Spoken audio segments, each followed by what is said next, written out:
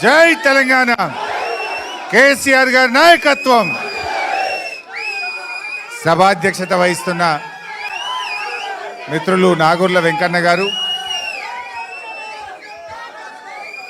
మన పార్టీ కార్యనిర్వాహక అధ్యక్షులు, రాష్ట్రంలోనే కాదు దేశవ్యాప్తంగా మన తెలంగాణకు ఒక మంచి పేరు తెచ్చిన డైనమిక్ నాయకులు కేటీఆర్ గారికి, గౌరవనీయులు మాజీ మంత్రివర్యులు దయాకరణ గారికి, అక్క గౌరవనీయులు మాజీ మంత్రివర్యులు సత్యవతి రాథోడ్ గారికి, తమ్ముడు ఎమ్మెల్సీ శ్రీనివాస్ రెడ్డి గారికి, అదేవిధంగా మా జ్యోతక్క గారికి, మరి ఈరోజు మా గౌరవ శాసనసభ్యులు ఉద్యమకారుడు మిత్రుడు పల్లా రాజేశ్వరరెడ్డి గారు, అదేవిధంగా ఈరోజు తిరిగి స్వంత గూటికి వచ్చిన నా ఆత్మీయుడు ఆరూరు రమేష్ గారికి.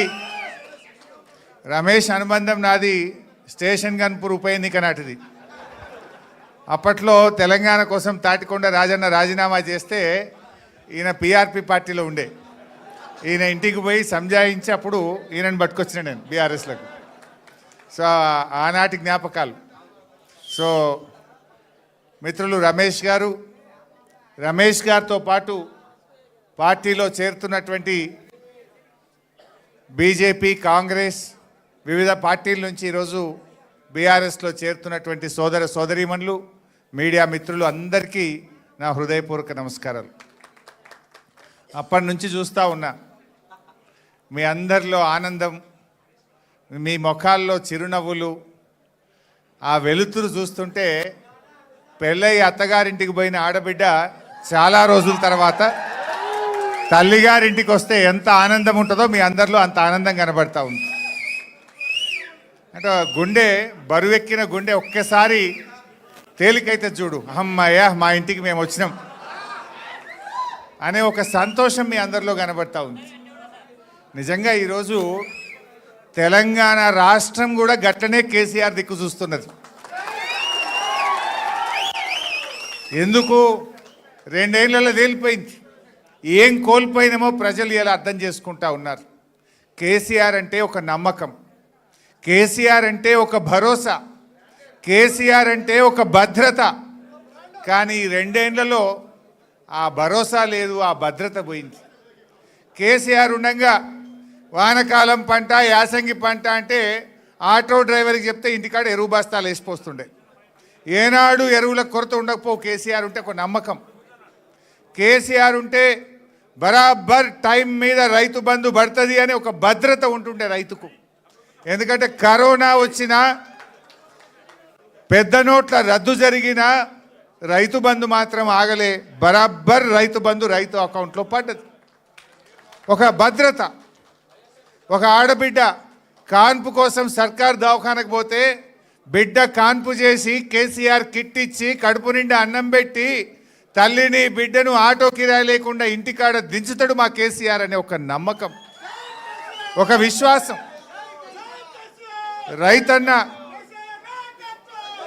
రాత్రి మోటార్ పెట్టి వస్తే పొద్దున వరకు 24 గంటలు నాణ్యమైన కరెంటు బరాబర్ వస్తుంది అని బాయికాడికి మళ్ళా పోకుండా, చీకట్లో బాయికాడ పండవలసిన అవసరం లేకుండా 24 గంటల కరెంట్ ఇచ్చిన ఒక నమ్మకం కేసీఆర్ది. ఆడబిడ్డ పెళ్లి పెట్టుకుంటే నాకు ₹1,00,000 చెక్కు బరాబర్ టైం మీద వస్తుంది అనేటువంటి ఆడపిల్ల తల్లిలో ఒక ఆత్మగౌరవం, ఒక నమ్మకం ఉంటుండే. పిల్లల్ని గురుకుల పాఠశాలల్లో చదివిస్తే ఒక్కసారి ఎస్సీ, ఎస్టీ, బీసీ, మైనార్టీ గురుకుల స్కూల్లో సీటు దొరికిందంటే 6 లక్షల మంది పిల్లల తల్లిదండ్రుల్లో నా బిడ్డ జీవితంలో వెలుతురు వస్తుందనే ఒక నమ్మకం ఆ రోజు కేసీఆర్ పాలనలో ప్రజలకు దొరికింది. అది ఏ వర్గమైనా సరే, ఎస్సీ, ఎస్టీ, బీసీ, మైనారిటీ, రైతన్నలకు, విద్యార్థులకు, యువకులకు, మహిళలకు, అన్ని వర్గాల్లో ఒక నమ్మకం, ఒక విశ్వాసం, ఒక భద్రత నాటి కేసీఆర్ పాలనలో దొరికేది.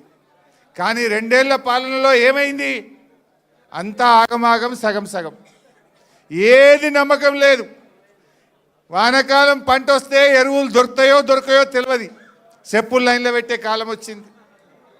రైతు బంధు ఇగో ఫిబ్రవరి నెల వస్తున్నా ఇవాళకి రైతు బంధు వల్లే పడుతుందా పడదా ఏమవుతుందో ఎవడు చెప్పే దిక్కే లేదు ఈ గవర్నమెంట్లో. కేసీఆర్ ఉంటే డిసెంబర్లో రైతు బంధు పడుతుండే, ఇప్పుడు ఫిబ్రవరి నెల వచ్చినా ఇవాళకి రైతు బంధు పడే పరిస్థితి లేదు. గురుకుల పాఠశాలల్లో పిల్లలు లేస్తే ఏ రాత్రి ఏం ఫోన్ వస్తుందో అని తల్లిదండ్రులు అరచేతిలో రాత్రిపూట ఫోన్ వస్తే భయపడే పరిస్థితి ఏర్పడ్డది. ఏడ విష ఆహారమో, ఎక్కడ పిల్లలకు వాంతులైనాయో జ్వరమైందో, పిల్లలు దవాఖానలో పడ్డారు. రోజొక ఏదో ఒక గురుకుల పాఠశాలల్లో పిల్లలు ఆసుపత్రుల పాలవుడు, ఎలకలు కొరుకుడు, కరెంటు షాక్ కొట్టుడు, కుక్కలు గరచుడు, ఇదే పని అయిపోయింది దవాఖానల పరిస్థితి. గురుకుల పాఠశాలల పరిస్థితి చూస్తే గవర్నమెంట్ దవాఖాన పోతే కేసీఆర్ కిట్టు లేదు, మందులు లేవు, అంతా మళ్ళీ నేను రాను బిడ్డో సర్కారు దవాఖానకు అనే పరిస్థితి ఇలా ప్రభుత్వ ఆసుపత్రుల్లో ఏర్పడ్డది. పిల్లల ఫీజు రియంబర్స్మెంట్ కేసీఆర్ గారు ఉండగా ప్రతి సంవత్సరం 20 లక్షల మంది పిల్లలకు, ఎస్సీ ఎస్టీ బీసీ మైనార్టీ పిల్లలకు సంవత్సరానికి 2,000 కోట్ల రూపాయలు ఫీజు రియంబర్స్మెంట్ పైసలు బరాబర్ ఇచ్చిండు కేసీఆర్. 9.5 ఏళ్ల కేసీఆర్ గారి ప్రభుత్వం 19,500 కోట్ల ఫీజు రియంబర్స్మెంట్ డబ్బులు ఇచ్చింది. ఈ రేవంత్ వచ్చిన 2 ఏళ్లలో ₹1 కూడా ఫీజు రియంబర్స్మెంట్ వస్తలేదు. 20 లక్షల మంది పిల్లల చదువులు ఆగం చేసిండు. 20 లక్షల ఎస్సీ ఎస్టీ బీసీ పిల్లలకు ఫీజు రియంబర్స్మెంట్ రాక, కాలేజీలు సర్టిఫికెట్లు ఇయ్యక ఆ పిల్లల చదువులు మధ్యలో ఆగిపోయే పరిస్థితి ఏర్పడ్డది. అంటే మొత్తం ఒక అభద్రత, ఒక భయం, ఎరువులు దొరుకుతాయో దొరకయో, పిల్లలు కాలేజీల్లో ఏమైపోతారో, పిల్లలకు ఫీజు రియంబర్స్మెంట్ వస్తుందా రాదా ఎప్పుడు వస్తుందో తెలియదు, రైతు బంధు వస్తుందా రాదా ఎప్పుడు వస్తుందో తెలియదు, గొర్రెల పంపిణీ జరుగుతుందా జరగదా తెలియదు. ఏది గౌడన్నలు చెట్ల మీదకి వెళ్ళి పడితే 2 ఏళ్ళ ఈ గవర్నమెంట్ వచ్చి ఇవాళకి ₹1 ఇవ్వలే, ఒక్కరికి సాయం చేయలే, ఏది కూడా ఒక నమ్మకం లేకుండా పోయింది. అందుకే నేను అన్నది, ఇవాళ రమేష్ బీఆర్ఎస్లో చేరితే మీలో ఎప్పుడెప్పుడు బీఆర్ఎస్లో పోదామని మీరందరూ రమేష్ మీద ఒత్తిడి పెట్టి పోదాం పాప తల్లిగారింటికి అన్నట్టు ఎట్లా తీసుకొచ్చిండ్రో, ఇవాళ తెలంగాణ ప్రజలు కూడా ఆ నమ్మకం కోసం, ఆ భద్రత కోసం ఇవాళ కేసీఆర్ గారి వైపు చూస్తున్నారు. ఎందుకంటే ఆ నమ్మకం ఉండే కేసీఆర్ ఉంటే గుండె మీద చేసుకొని హ్యాపీగా ధైర్యంగా మా రైతన్న వ్యవసాయం చేసిండు కేసీఆర్ పాలనలో. ఇవాళ ఏమైంది? అరే బిడ్డ పెళ్లి చేద్దాం, ఒక 10 ఎకరం అమ్ముదామంటే కొనేటోడు ఉన్నాడా? ఊర్లలో కొనేటోడు ఉన్నాడా? అరే మీ స్టేషన్ గన్పూర్లో, మీ వర్ధన్నపేటలో అంటే కోటే, ఎకరం అంటే కోటికి తక్కువ లేకుండే, ఇప్పుడు కోటి కాదు కదా, ఎవడు మరి కూడా చూస్తలేడు. చూస్తున్నారే రాజేందర్? ఎవడు చూస్తలేడు. అంత ఆగం జగన్నాథం అయిపోయింది రాష్ట్రం. అందుకే ఇవాళ ప్రజలు మళ్ళీ కేసీఆర్ రావాలి అని అందరూ ఇవాళ కేసీఆర్ వైపు చూస్తున్నారు. ఇది సంకేతం. ఆరు రమేష్ తల్లి గారింటికి రావడం అంటే ఈ రాష్ట్రంలో కాంగ్రెస్ మళ్ళీ గెలవదు, ఈ రాష్ట్రంలో బీజేపీకి స్థానం లేనే లేదు, మళ్ళీ కేసీఆర్ రావాలి అనడానికి ఈ జాయినింగ్ అనేది ఒక సంకేతంగా మనం భావించవచ్చు. నాకు తెలిసి ఇంకా ఏడాది పోతే కాంగ్రెస్ వాళ్ళు లైన్లు కడతారు, కానీ ఎవరిని తీసుకునేది ఉండదు. ఈ కాంగ్రెస్ దొంగల్ని తీసుకునేది ఉండదు.